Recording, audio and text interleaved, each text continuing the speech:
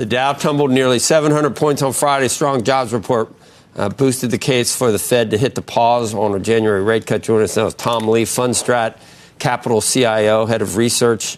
He's a CNBC contributor. And I referenced you earlier, Tom, because I do remember you sort of being positive overall about the market and for this year, but with some trepidation near term.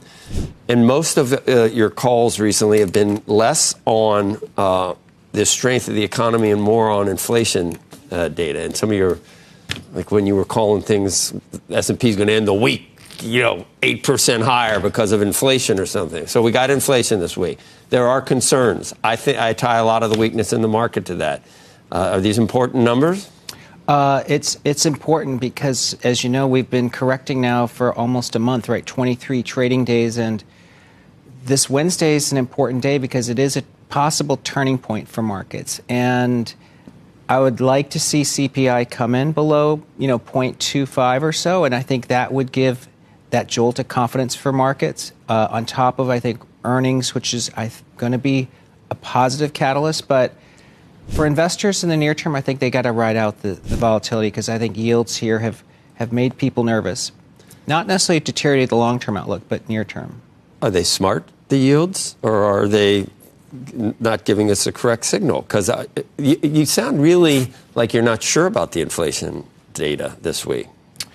I'll have a better sense over the next couple of days as we sort of finalize what our expectations are. But the only hesitation we have is that the hurricanes last year have muddled some of the inflation quality because, for instance, hotel reservations would go up because of these natural disasters, and it's going to happen now with the LA fires, and I think it's going to muddle used car prices as well because you have to replace all these used cars. So you think if they weren't muddled, that inflation isn't that big of a concern? And when you say a turning point in the markets, if we've been down for a month, turning point doesn't mean further weakness. You think we might be making a bottom this week? Yes, our technician Mark Newton thinks 5,700 might be the turning point. It could happen Wednesday, so maybe 2% down from here. But that's really where the market could make a stand.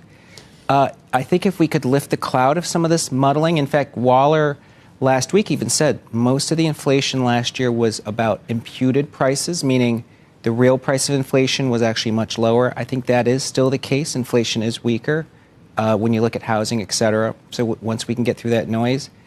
But investors, I think, shouldn't be too glum. I think earnings season is going to be something that really solidifies. Look, if S&P earnings growth is 10%, X energy, and revenue growth 5%, that's a really good reason to be owning equities. Tom Lee has delivered a jaw-dropping forecast for Bitcoin's future. The digital currency, which has seen its fair share of ups and downs, could potentially skyrocket to a staggering $250,000 by the end of 2025. While this bold prediction is making headlines, there's more beneath the surface to uncover. As Lee discusses potential short-term volatility, he paints a picture of a vibrant, albeit unpredictable, landscape for Bitcoin investors. Welcome back to Investocracy Crypto. Is the Fed less significant right now with their rate cut? I don't care whether they, that's not what I base what the market's going to do on. Are people still just dying for another couple of cuts, or I think we're lucky to have gotten what we've already gotten. We got to live with that and just try and hope inflation doesn't come back. I agree with you. I think the best case this year would be the Fed doing one cut because the economy is strong enough and they're still dovish, meaning they're going to make their way to neutral. But if they push those rate cuts into 2026, 2027, that's a longer run rate to support markets. Part of, I think, the hesitation for stocks right now is we have a new administration starting. What?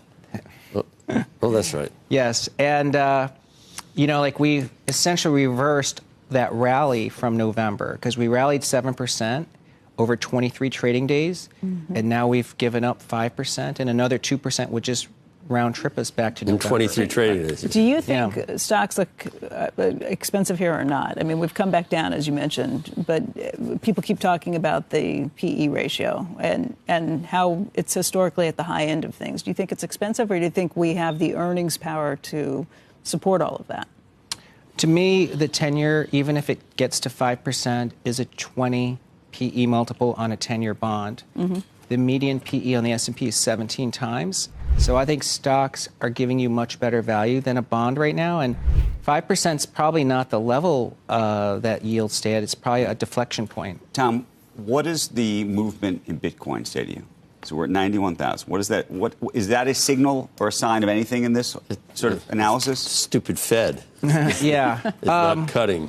Yeah, Bitcoin's down roughly 15% from its highs, which for a hyper-volatile asset is a pretty normal correction. And it is slightly following global liquidity, but we're pretty early in this halving cycle. So to me, I think Bitcoin in the near term, again, our technician thinks 70,000 is where we can sort of make a stand.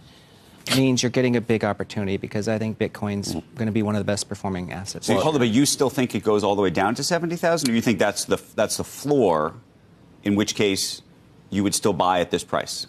Yeah, so there's Fibonacci's. So one level would be 70. Let's say that again. There's retracement levels. So Yes. you pull back from where you rallied. Right. So 70 is one level. It could go to as low as the 50s.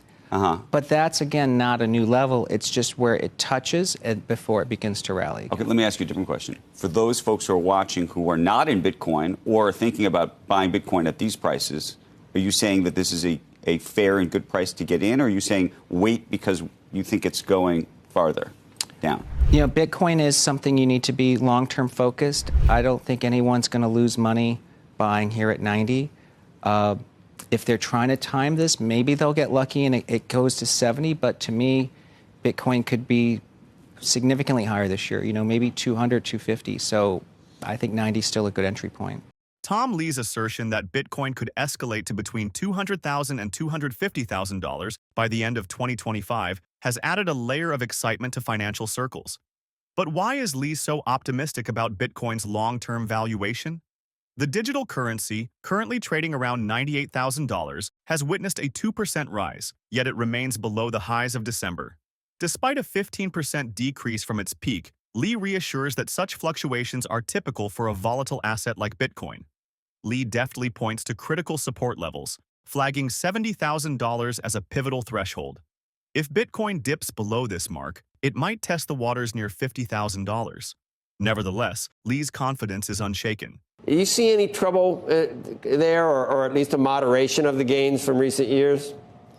Well, I think it's understandable that technology could be consolidating some of the gains because the gains since October have been prodigious. I think it's been healthy because small caps, industrials, other sectors have started to lead. So I think it's a sign that the market is broadening. So I don't think technology valuations are at a bubble. I actually just think it's been healthy.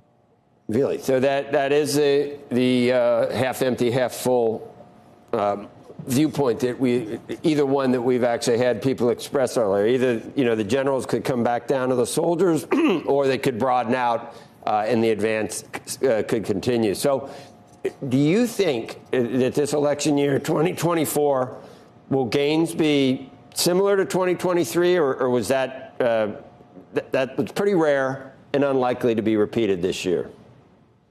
It's a question clients are asking us. The stock market seems a lot stronger this year than last year.